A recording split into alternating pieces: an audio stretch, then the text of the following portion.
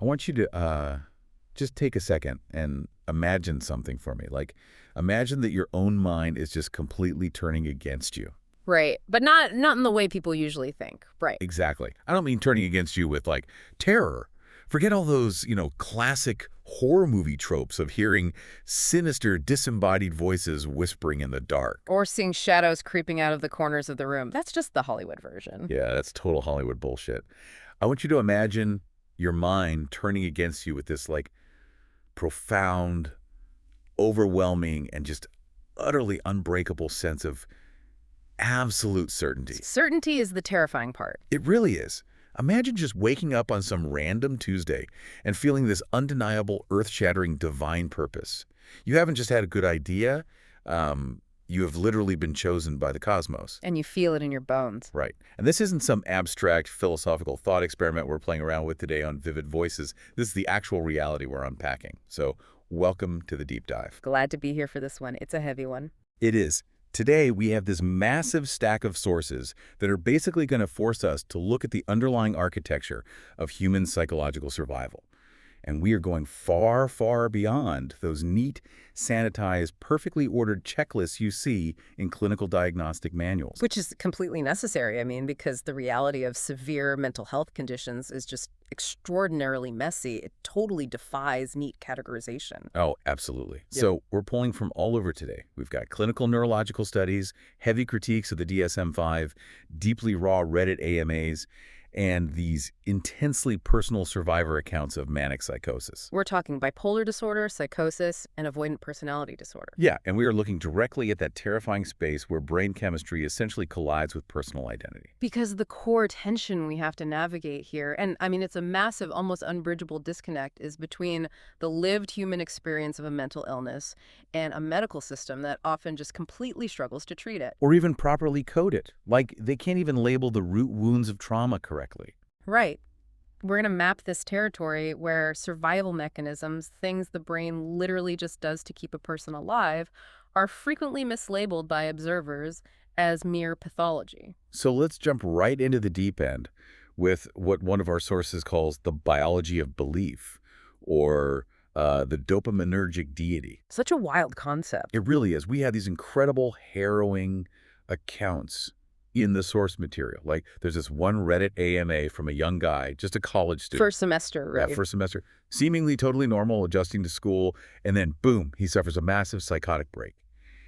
He genuinely, to the very core of his being, believed he was Christ reborn. Sent to save the earth. Literally. And then we have this other clinical published account from a guy named Dr. Edward Whitney. Now, that account is particularly striking because of his background. He's a medical professional himself. Right, which makes it fascinating. Exactly. So his retrospective analysis of his own break is incredibly detailed and self-aware. Yeah. He describes wandering a beach in the middle of a night wearing nothing but his underwear and a T-shirt. And in his mind, he isn't just taking a midnight stroll. He believes he is physically, literally merging with the electrons in distant galaxies. He is actively searching for God on this random beach. Right. And he doesn't even know if he's like Hitler or Elijah the Prophet or King Lear from Shakespeare. He just knows he is at the absolute center of the universe. So my question is, how on earth does the biological hardware of a human brain actually get to that point? Well, we have to look at this neurobiological concept called the aberrant salience model. Aberrant salience. Right. But before we get to the aberrant part, we really need to understand what salience actually is, in the context of the brain. It makes sense for us. Okay. So the brain is, at its absolute core, just a desperate meaning-making organ. Think about what your brain is doing right now as you listen to this. It is constantly, relentlessly predicting what's going to happen next based on your past experiences. Just constantly guessing. Yeah. And to do that, it is filtering out literally millions of pieces of irrelevant sensory data every single second. Like, you aren't feeling the tag on the back of your shirt right now, hopefully. Well, now I am. Right, because I brought it up.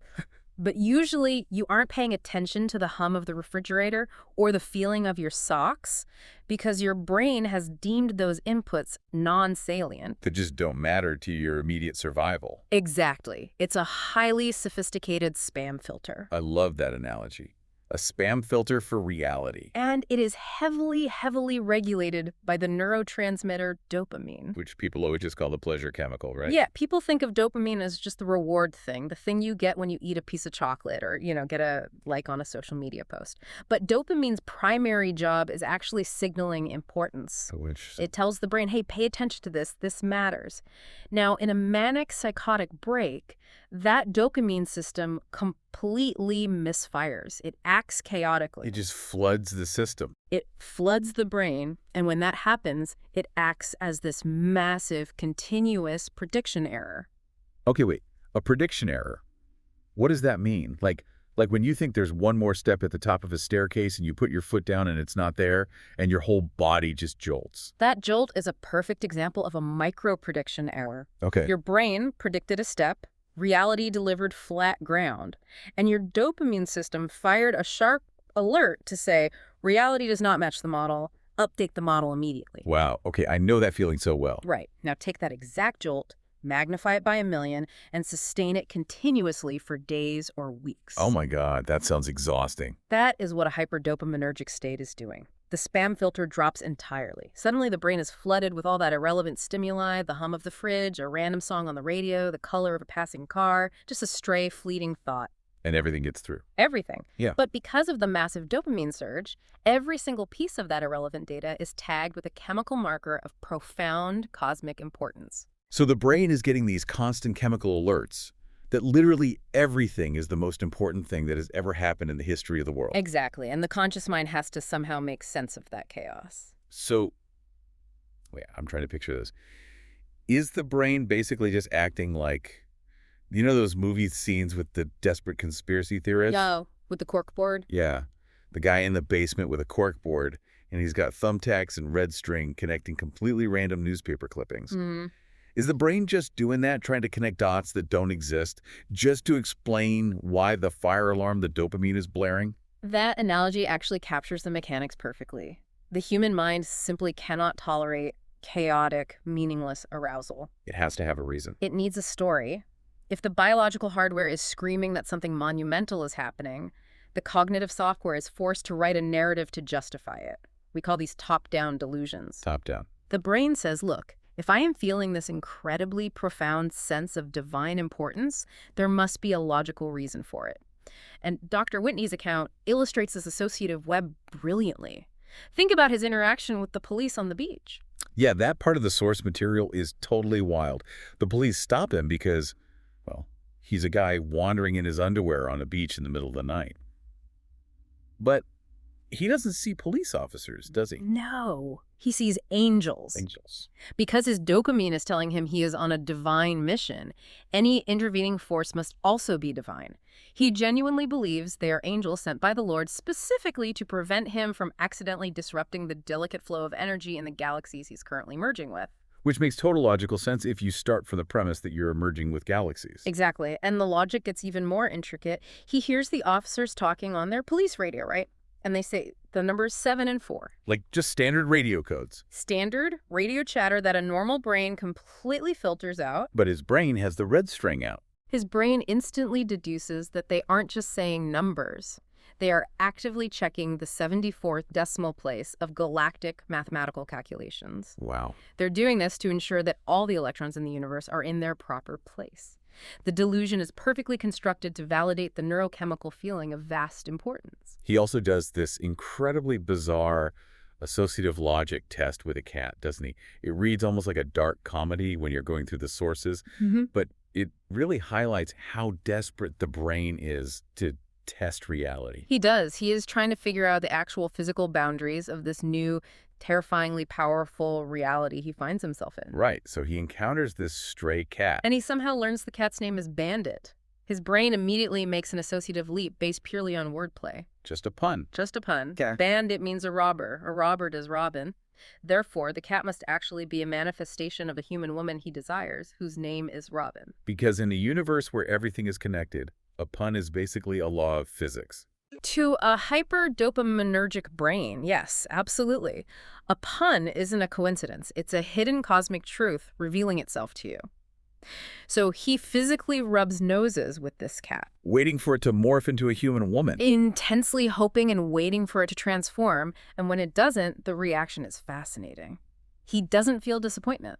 He doesn't. No, he actually feels a profound wave of relief. Wait, why a relief? Because the failure of the magic trick proves that his thoughts do not actually control the entire physical universe. It proves he isn't God. Oh, wow. So it's a grounding moment. Yes, that realization offers a tiny, fleeting anchor of safety in an otherwise boundaryless ocean of mania. That makes so much sense. But that brings up a huge question for me. Why does this top-down delusion almost always take a religious or messianic shape? That's a great question. Like, the college student thought he was Christ reborn. Dr. Whitney's looking for God and wondering if he's Elijah. Why not just think you're a really successful stockbroker or, I don't know, the inventor of a new technology? Why does it always seem to go straight to being a divine savior? It goes there because the brain is attempting to answer ultimate existential questions under extreme duress. The sources suggest that before these breaks occur, the individual is often fighting an internal, agonizing war against deep nihilism. Nihilism? Like a feeling of meaninglessness. Dr. Whitney explicitly described this. He talked about a creeping, terrifying fear that the entire creation is nothing more than and this is a direct quote from the source, a cesspool of doom. A cesspool of doom. That is bleak. It is. The messianic delusion isn't just random grandiosity. It is a cognitive attempt to find cosmic safety. It operates as the ultimate defense mechanism against absolute despair. Okay, I think I'm following. If you believe the universe is a dark, chaotic, meaningless void, that is psychologically intolerable. So the brain flips the script to the extreme opposite. It says, no, the universe isn't a void. It is a divine machine, and I am the most crucial cog in its salvation. Exactly. It's an overcorrection for the nihilism. But it doesn't always look like traditional Western religion, does it? The sources note these delusions are heavily culturally bound. The brain just uses whatever raw materials are lying around in the person's memory banks to build the delusion. Right. The underlying neurochemical fire is identical across all humans, but the architectural style of the delusion is built using the cultural vocabulary available to that specific individual. So it changes depending on where you are. Exactly. Take a dopamine misfire, that exact same aberrant salience, and put it in a rural, deeply traditional society. It's likely going to manifest as a belief in shamanistic influence, animal spirits, or ancestral possession. Makes sense. But you take that identical biological misfire and drop it into a highly digitized, modern urban environment like Toronto or Tokyo, and suddenly the delusion looks completely different. It becomes a sci-fi movie. Basically, it manifests as a complex, high-tech microchip conspiracy involving government surveillance, satellites, and newscasters speaking to them in coded frequencies. The brain just reaches for the biggest, most encompassing narrative its specific culture can provide. Okay, let's pull back and look at the bigger picture of what this actually feels like to endure. Because reading through the source material, specifically that paper titled The Dopaminergic Deity, it really struck me. What stood out to you? Well, it struck me that if a person's brain is being hijacked by its own chemicals to create a completely false, hyper-significant reality where they are totally subjugated to a higher power, that internal experience sounds terrifyingly similar to external forms of psychological manipulation. You mean like... It sounds like being recruited into a cult. Ah, yes. And the parallels are not just superficial there. The psychological and behavioral dynamics are almost identical. Really? Yeah. The paper argues very persuasively that a manic episode essentially operates as an internal cult.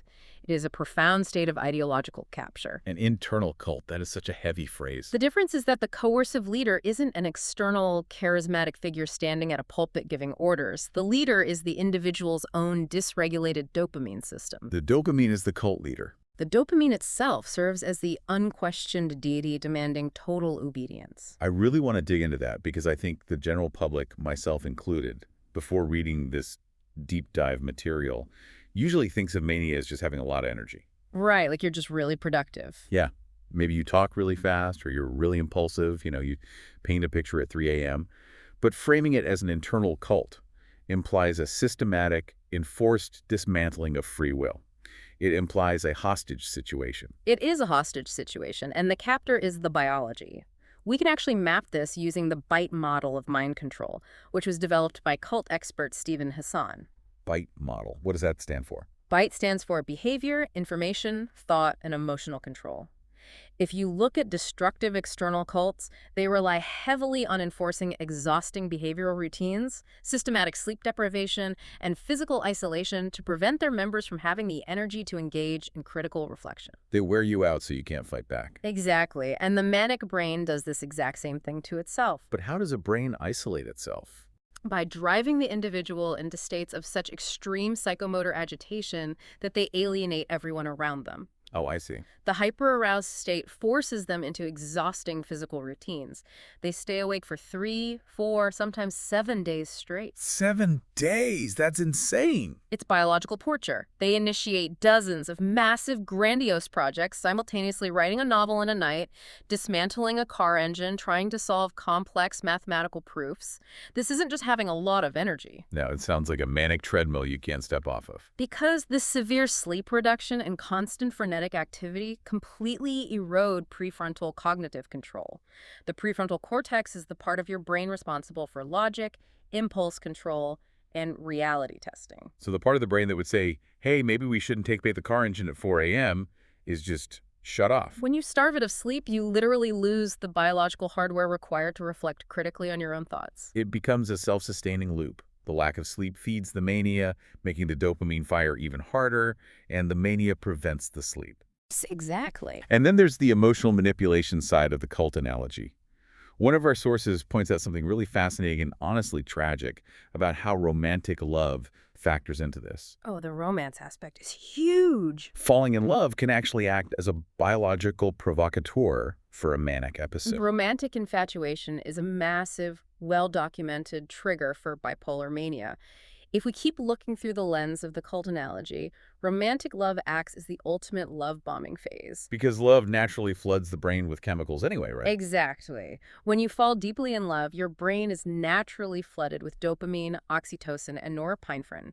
You feel euphoric, you need less sleep, you feel intensely focused on this one person. It sounds like standard new relationship energy. For a neurotypical brain, it is. It eventually stabilizes. But for a brain vulnerable to bipolar disorder, that intense neurochemical rush mimics and then fully triggers the manic state. It pushes them over the edge. It sweeps the individual completely into the belief system of the internal cult.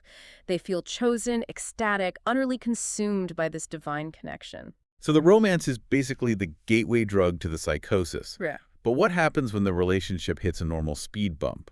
Or, God forbid, if there's a breakup while they're in this state? A breakup during a manic or hypomanic state can be catastrophic. Because the partner is completely enmeshed in the delusional architecture, they are often seen as a soulmate. A divine counterpart, losing them isn't just a romantic rejection. It's not just, oh, we're not a good fit. No, it is a cosmic betrayal. It can accelerate the mania into a darker, more paranoid state, or it can trigger an immediate, devastating crash into suicidal depression. Because the stakes are so high. The emotional stakes are infinitely higher than a standard breakup because the individual's entire sense of a newly ordered divine universe is suddenly collapsing around them. And the most insidious part of all this, the thing that makes it a true cult dynamic, is how the brain actively justifies the loss of control. The individual experiencing this severe loss of autonomy and erratic behavior, they don't experience it as a sickness, do they? Rare. They don't think, oh, my dopamine is off, I should probably go to a hospital. Usually no. And this brings us to a very important concept from Arthur Dykman, a psychiatric researcher who studied mysticism. He coined the terms mystical psychosis and de-automatization. Mystical psychosis. In an external cult, the systematic stripping away of your identity, your boundaries, and your previous life is rebranded by the cult leader as a beautiful, transcendent sacrifice. Right, you're giving up your worldly attachments to become pure. Exactly. You aren't losing your identity. You are achieving spiritual awakening. The manic brain rebrands its own pathology in the exact same way. It spins the symptoms as superpowers. Precisely. The terrifying loss of cognitive boundaries, the inability to filter reality, the flood of stimuli, all of it is interpreted by the individual as divine transcendence. That is wild. You aren't losing your mind. You are finally seeing the truth. You are merging with the universe.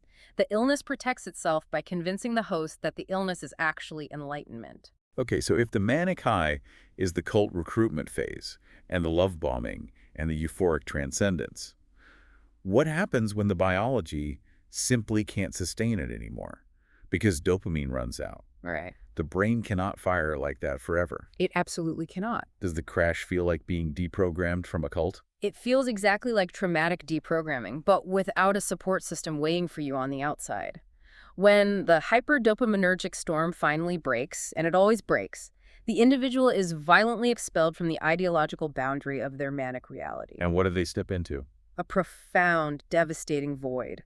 They are forced into a catastrophic confrontation with consensus reality. The wreckage. We have to talk about the wreckage, because you wake up from this state where you genuinely thought you were a god or a prophet with infinite resources, and suddenly you have to look at the physical, financial, and relational destruction you've caused in the real world. The financial wreckage is a particularly brutal and common aspect of the post-manic reality. Oh, I bet. Compulsive shopping, massive overspending, taking out loans, giving away life savings, these are hallmarks of the hyper-aroused state.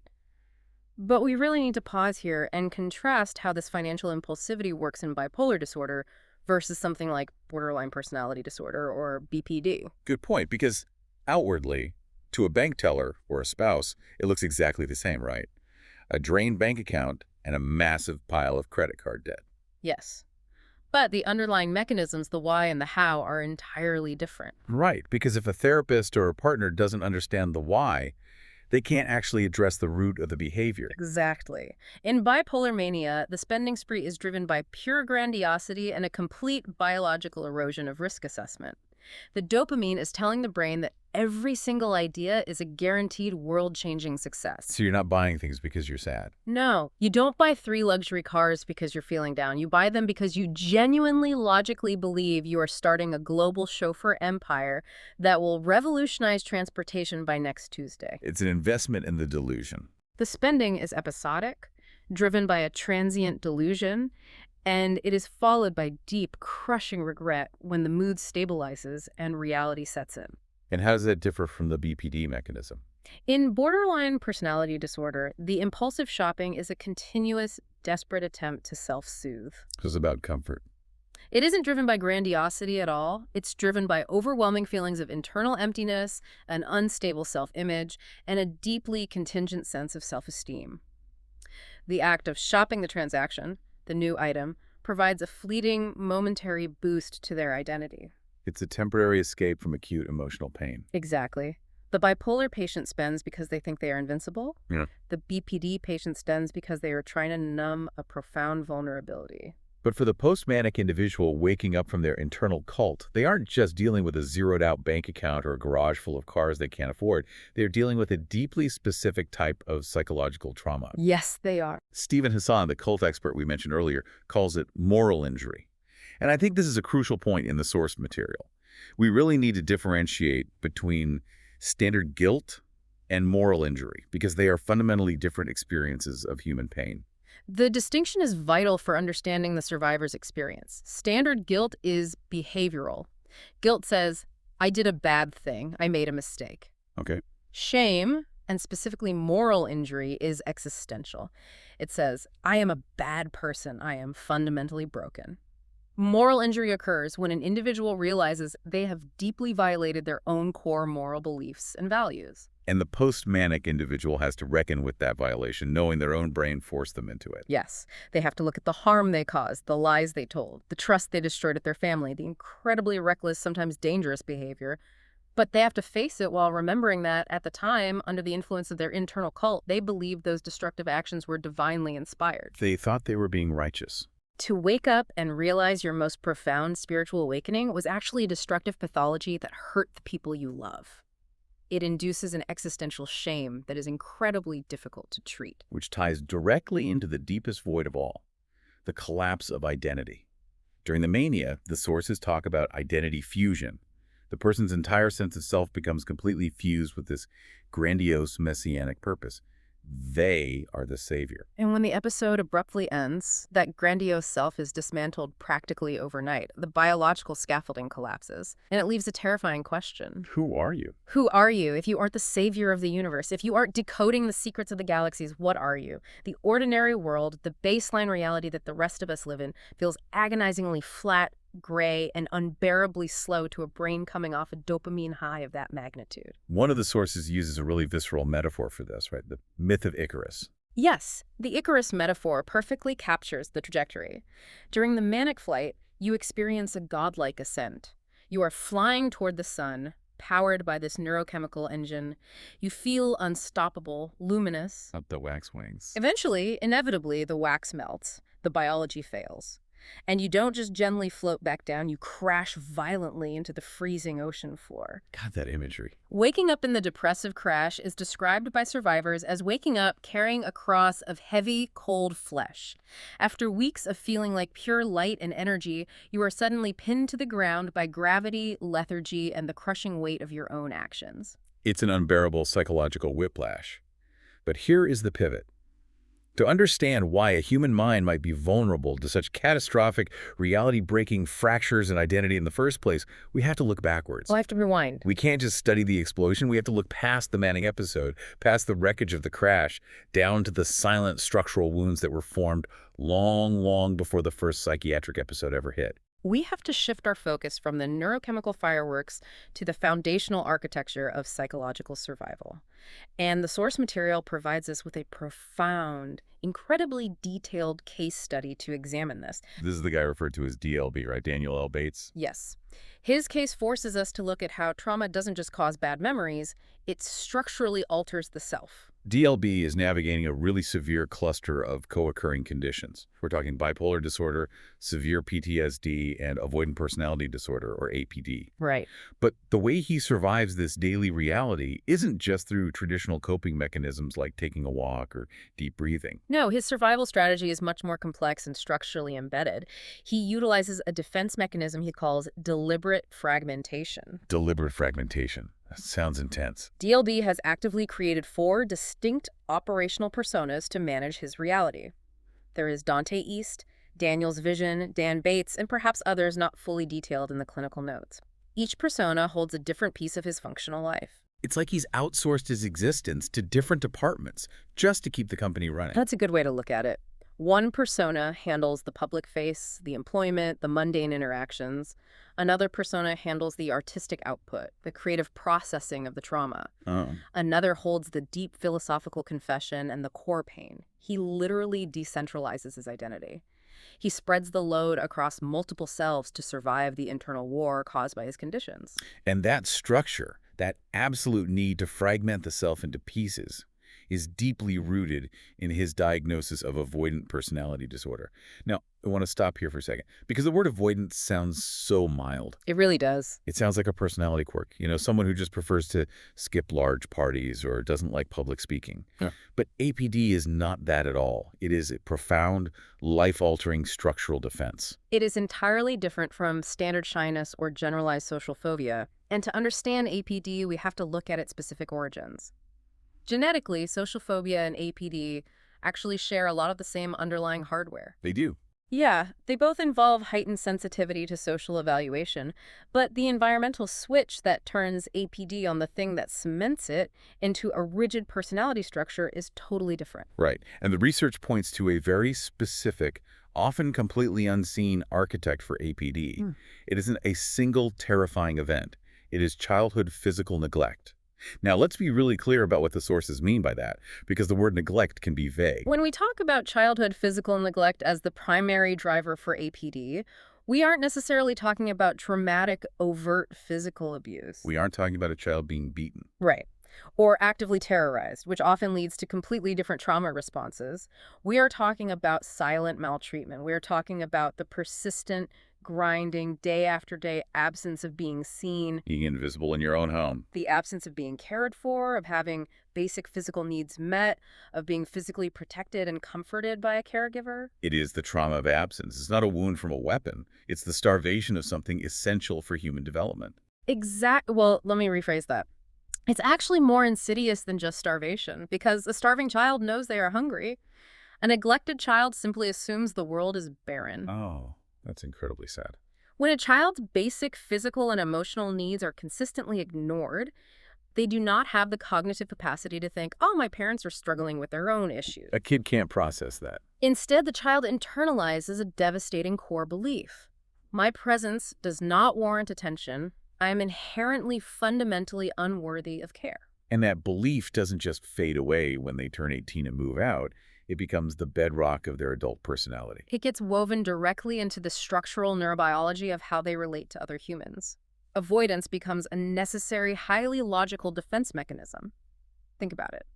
If you hold the deep, unshakable belief that your core self is entirely unlovable and broken, why on earth would you expose that core self to a world that you expect will inevitably reject you? You wouldn't. You'd build a fortress. Exactly. You fragment. You hide. Your ability to function in society depends entirely on your ability to keep your true self hidden behind avoidant walls or crafted personas, like DLB did. But here is where this gets incredibly frustrating, and where the sources really start to critique the establishment. This messy, deeply human reality of trauma and fragmentation completely breaks our clinical diagnostic manuals. It totally shatters the DSM. Yeah. The DSM, which, for anyone not entrenched in psychology, is basically the medical Bible for diagnosing mental health conditions. It fundamentally assumes a unified, singular self.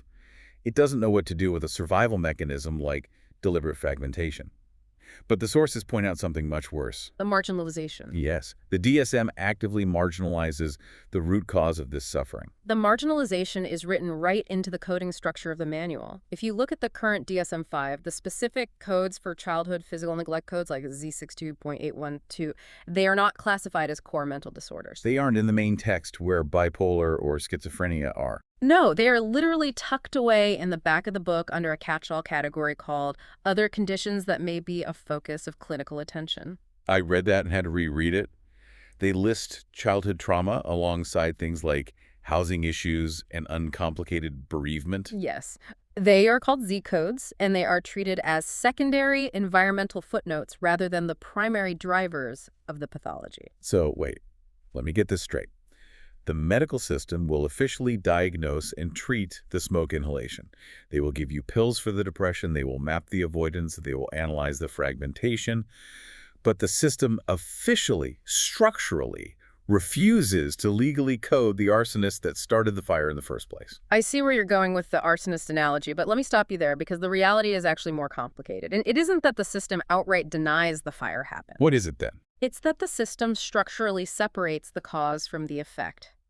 By minimizing the foundational trauma of neglect into a Z code, the system treats the defense structure, the APD, the severe anxiety as if it were a spontaneous biological glitch, rather than a logical necessary adaptation to an original injury. But why? Why would the official medical system, a system built by brilliant experts and researchers, deliberately marginalize the root causes of trauma? It makes absolutely no clinical sense. It makes no clinical sense, but it makes perfect financial and legal sense. Always comes back to money. It turns out the architecture of our mental health care system isn't just built on pure science or clinical observation. It is built heavily on money, and it is built on law. If we want to understand the current diagnostic silences, we have to follow the money. We have to look at the history of how mental health care has been physically and financially structured over the last 70 years. Okay, let's unpack that history. Because the source material specifically points to deinstitutionalization as the prime example of this. This was the massive nationwide shift in the mid-20th century where states closed down large, long-term psychiatric hospitals and pushed patients out into the community. A huge shift. Right. Now, the official narrative, the one you learn in a standard psych history class, is usually that science saved the day. The story goes that in the 1950s, new antipsychotic drugs like Sorazine were invented, and they worked so well that people just didn't need to be locked up anymore. And that narrative is incredibly convenient, but it is deeply incomplete. So the drugs weren't the main reason. The pharmacological advancements like Thorazine absolutely played a role. They allowed many patients to function better. But drugs were not the primary driver of deinstitutionalization. The true underlying drivers were cold, hard financial codes and legal mandates. The most significant piece of architecture in this whole story was a specific piece of federal policy called the Medicaid IMD exclusion. IMD stands for Institutions for Mental Disease, right? Right. What exactly did that policy do? The IMD exclusion was a rule written into the federal Medicaid law. It explicitly prohibited states from using federal Medicaid funds to pay for the care of most adults, specifically those between the ages of 21 and 65 who are residing in large psychiatric hospitals. Defined as facilities with more than 16 beds. So the federal government just shut off the tap. They looked at the states and said, We will not match your funding for long-term inpatient care for adults. Instantly. And the financial shockwave was massive. Suddenly, state governments were entirely on the hook for the astronomical costs of running these massive hospitals. But, and here's the catch, the federal government would provide matching Medicaid funds if those exact same patients were receiving care in smaller community-based settings or general hospital wards. Oh, wow. So the states had a massive financial incentive to just dump patients out of state hospitals and into the community. It wasn't about whether the community was actually ready or well-equipped to handle complex, severe mental illness. The flow of federal money dictated the flow of human care. States rapidly downsized their hospitals because they simply couldn't afford them without federal help. And then, decades later, the legal system came in and locked the door behind those patients. You're referring to the 1999 Olmstead Supreme Court decision. Yes. In the Olmstead decision, the Supreme Court ruled, citing the Americans with Disabilities Act, that keeping a person institutionalized when they could be reasonably accommodated in a community setting was a form of unlawful segregation and discrimination.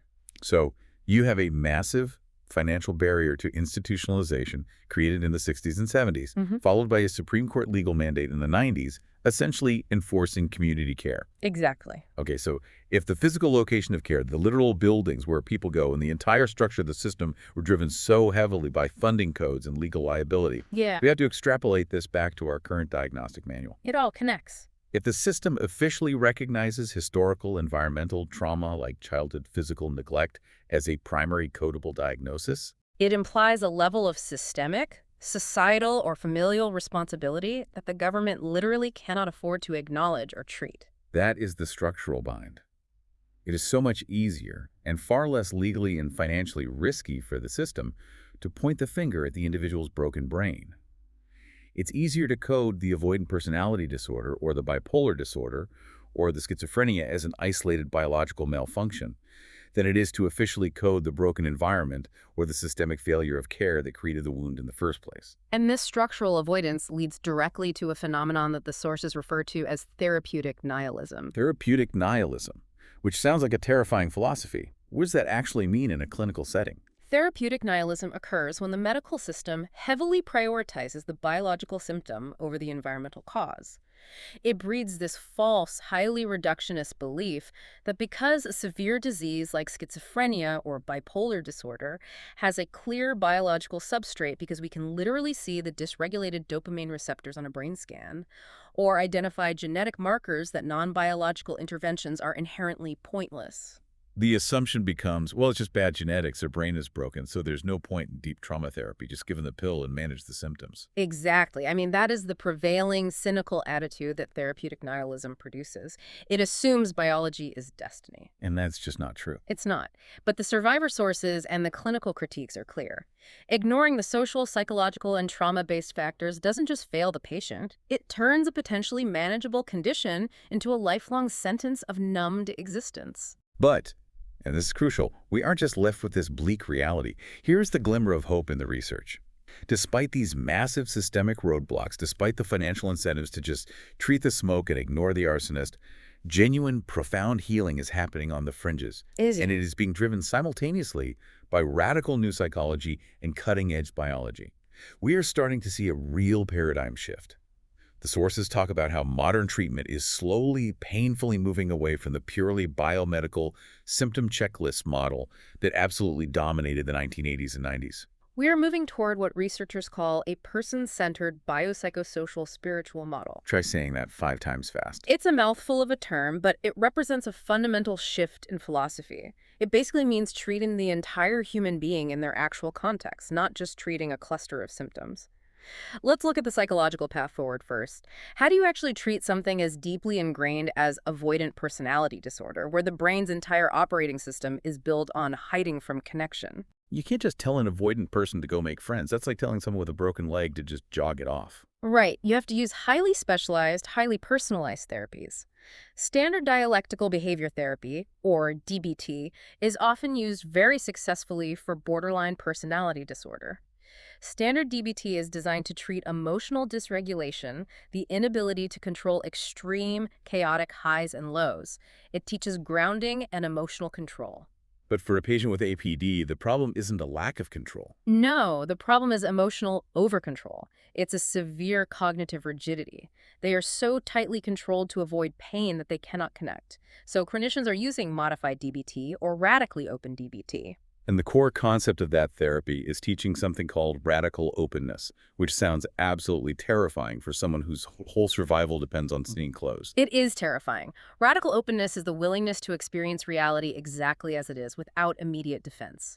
It means teaching the patient to risk social rejection without immediately retreating behind their fragmented personas or their avoidant walls. It's basically exposure therapy for vulnerability.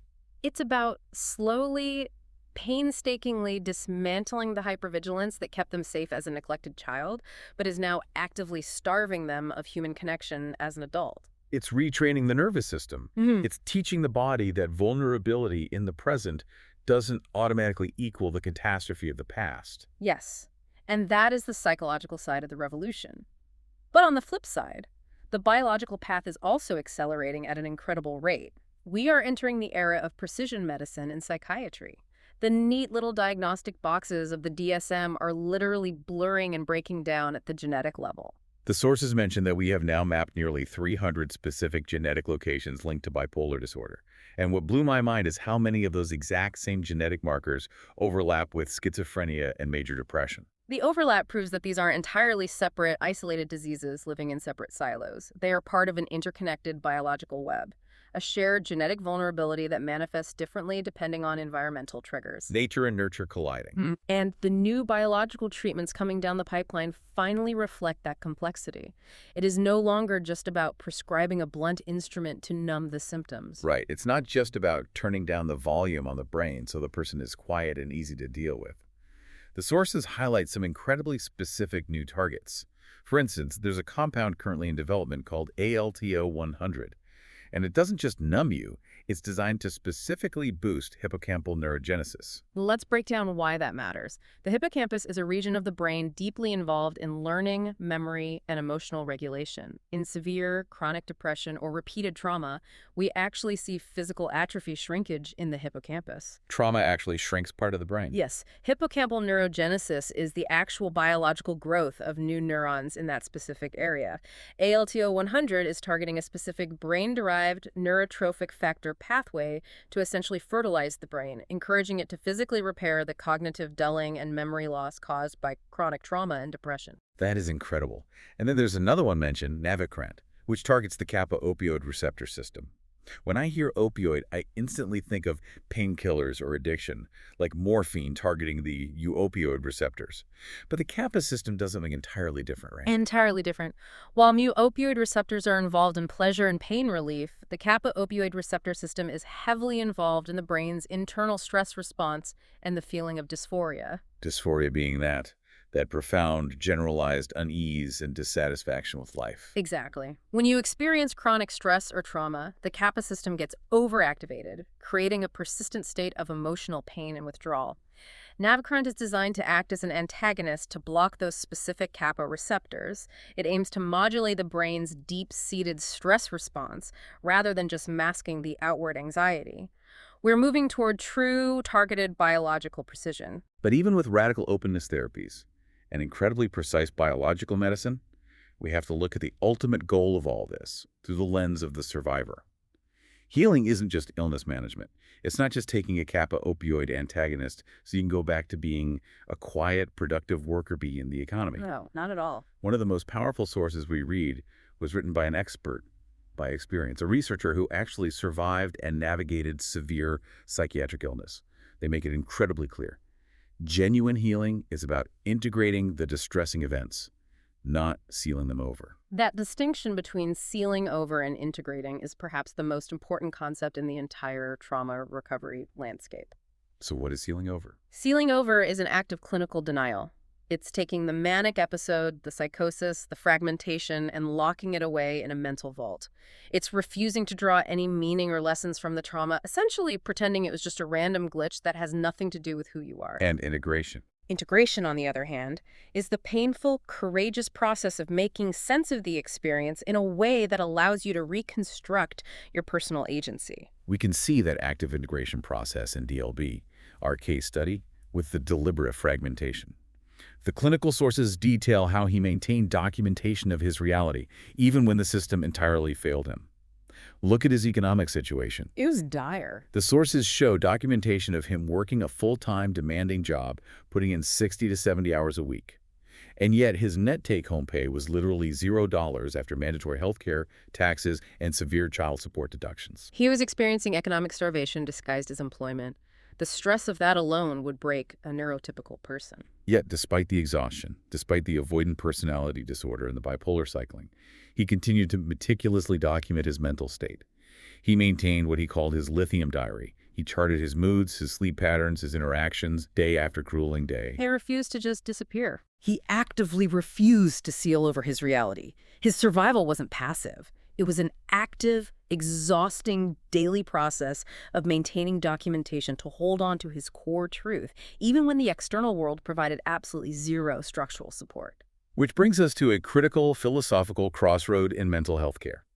Is the ultimate goal of all this intervention, the modified DBT, the genetic targeting, the exhaustive journaling, is the ultimate goal to get back to who the person was before the trauma occurred, before the manic psychotic break shattered their reality? It's natural to want that. You hear people say all the time, I just want my old self back. But the survivors in the source material are absolutely adamant about this. No. Recovery is never a return to a pre-morbid state. It can't be. You cannot unexperience the void. You cannot unsee the dopaminergic deity once it has shown you the mechanics of the universe, however false they were. Recovery is entirely about forward movement.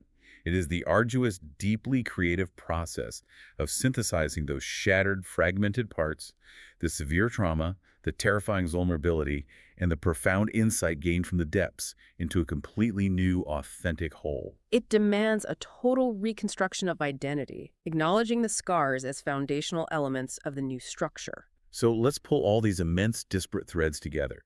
We started today in the absolute stratosphere of human experience. We looked at the neurochemical fireworks of aberrant salience, how a massive dopamine misfire forces a desperate brain to construct messianic top-down delusions just to find some kind of cosmic safety in the chaos. We explored how a manic episode operates as an internal biological cult, using sleep deprivation and intense emotional arousal to hijack behavior and thought. Only to eventually collapse and leave the person stranded in a devastating void of moral injury and identity destruction. And from those extreme, highly visible states of psychosis, we trace the pathology backward to its quietest, most invisible origins.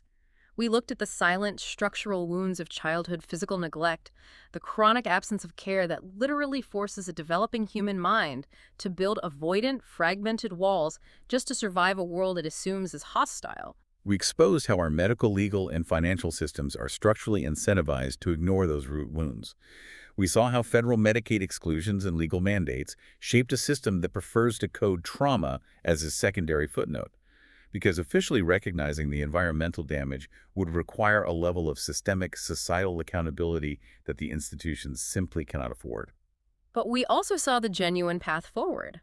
Precision biology aiming to physically repair the brain's hardware, and radical psychology demanding that we stop hiding behind our fragmented walls. It is a profound, messy intersection of neurobiology, environmental trauma, systemic finance, and sheer stubborn human resilience. Which leaves us with a final thought to chew on, something that stretches beyond the clinical manuals and into our immediate future.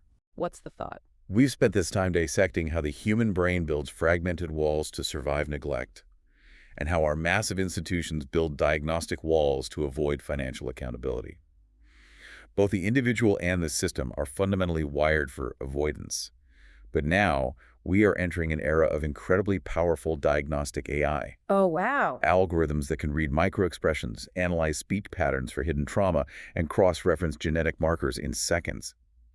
If we unleash highly precise, totally unavoidant AI tools into a medical and legal system that structurally relies on avoidance to balance its budget, what happens when the machine refuses to ignore the arsonist? Will our systems be forced to finally confront the root causes of our pain, or will we just rewrite the algorithms to look away? That is a collision between absolute data and systemic denial that we are completely unprepared for. So if you're listening to this on your commute or while you're walking the dog, take a deep breath. Hold some space today for your own internal complexities, your own fragmented defenses, and for the hidden, intricate architectures of the people around you. Because as we've seen today, when you look past the clean, binary white lines of the X-ray, the muddy waters, are where the actual human truth lives. Keep exploring.